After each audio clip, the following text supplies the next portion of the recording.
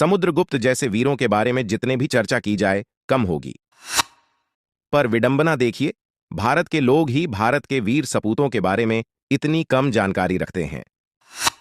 सम्राट समुद्रगुप्त के कालखंड को भारतीय इतिहास में स्वर्णिम युग के नाम से जाना जाता है।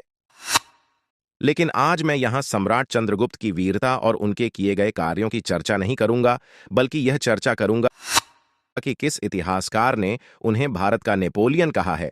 वह इतिहासकार कोई और नहीं, प्रसिद्ध इतिहासकार Vincent Arthur Smith VA Smith है।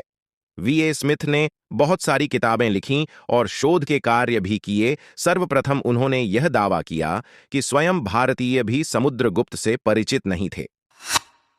हालांकि विंसेंट स्मिथ ने समुद्रगुप्त के बहुत प्रशंसा की है। इस प्रशंसा में उन्होंने समुद्रगुप्त की तुलना नेपोलियन से कर दी। परंतु इससे एक इतिहासकार बहुत आहत हुआ और उन्होंने तर्क के साथ इसका विरोध किया। उन्होंने बतलाया कि नेपोलियन सत्ता का भूखा था और उसकी नीतियां कुछ मामलों में प्रत्येक जनता के हित में नहीं थे। परंतु सम्राट समुद्रगुप्त के बारे में ऐसी कोई बात नहीं कही जा सकती है।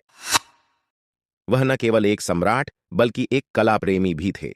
सम्राट समुद्रगुप्त बहुत सुंदर वीणा बजा सकते थे और उन्होंने स्वयं बहुत सारी साहित्यिक रचनाएं की। इसके अलावा सबसे महत्वपूर्ण तक उन्होंने दिया किस सम्राट समुद्रगुप्त की किसी भी युद्ध में पराजय नहीं हुई थी, जबकि नेपोलियन बोनापार्ट वाटरलू का युद्ध में हार गया था।